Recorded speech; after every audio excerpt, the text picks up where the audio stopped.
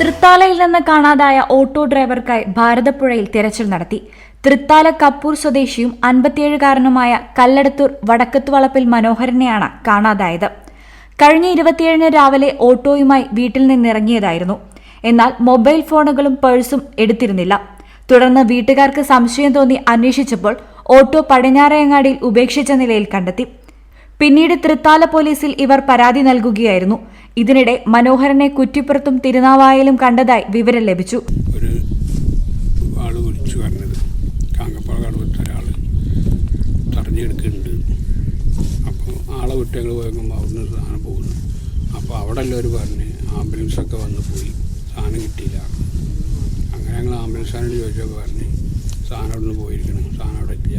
അങ്ങനെ മിനി പമ്പയിലേക്ക് വിവരം കൊടുത്ത് മിനി പമ്പ നോക്കുമ്പോൾ അവിടെ നിന്ന് കിട്ടിയില്ല. അങ്ങനെ ഇവിടെ തിരുനാവായൊക്കെ നോക്കി, അവിടെ എവിടെയില്ല.